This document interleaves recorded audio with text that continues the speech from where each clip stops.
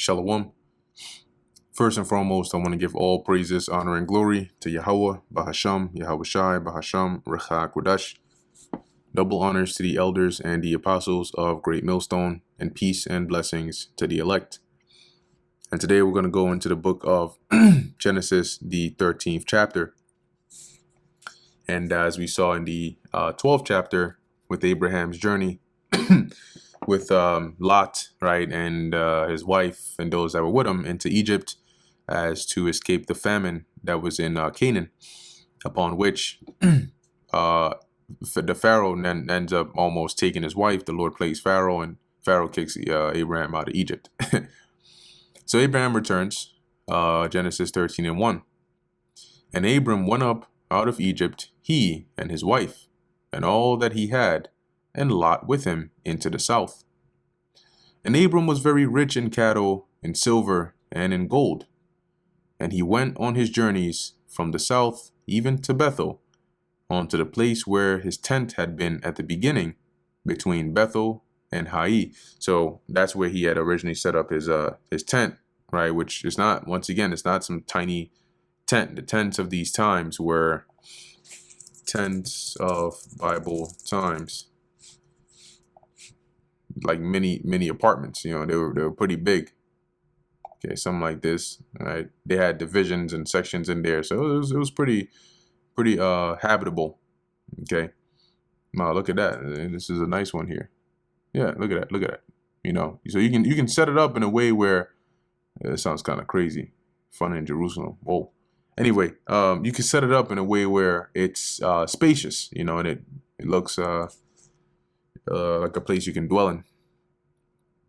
So back in Genesis 13, so Abram goes back to where he originally set up his tent, onto the place of the altar which he had made there at the first. And there Abram called on the name of the Lord Yahweh, which is to say that he worshipped, probably, you know, made an offering or sacrifice or so on unto the Lord. And Lot also, which went with Abram, had flocks and herds and tents. And the land was not able to bear them, that they might dwell together, for their substance was great, so that they could not dwell together. So they had so much cattle and flocks and so on that it started to become a problem, meaning there wasn't even enough space for them to be that close. And there was a strife between the herdmen of Abram's cattle and the herdmen of Lot's cattle. And the Canaanite and the Perizzite dwelled then in the land. So there started to be some back and forths between, you know, the Abraham's herdmen and Lot's herdmen. At the same time, you had, you know, Canaanites that were also dwelling in the region, in the land. And Abram said unto Lot, Let there be no strife, I pray thee, between me and thee, and between my herdmen and thy herdmen, for we be brethren. Is not the whole land before thee? Separate thyself, I pray thee, from me. If thou wilt take the left, or the left hand, then I will go to the right. And if thou depart to the right hand, then I will go to the left. So basically, in order to have peace, why don't we just separate? We have too much wealth to dwell this close together. So you can have the first pick. Whichever part you want to go and dwell in, you go there, and I'll go the other. And Lot lifted up his eyes and beheld the plain of Jordan, that it was well watered everywhere, before the Lord Yahweh destroyed Sodom and Gomorrah, even as the garden of the Lord, like the land of Egypt, as thou comest unto Zoar. And Zoar, which is this region here, let's see, where did Lot live in the Bible? Hopefully they can show us a map. All right, so so this region here, you have the Jordan, right? And the Jordan goes down to the Dead Sea, and you had the 5 cities. You had Sodom, Gomorrah, Zoar, you know, Admah, and so on and so forth. So the plain, which it was well watered, it had this body of water right next to it. And so Lot sees it, and he's like, oh, this is like good. And that's why I said this is before the Lord destroyed Sodom and Gomorrah. So this land was fruitful. It was almost like as fruitful as the original garden.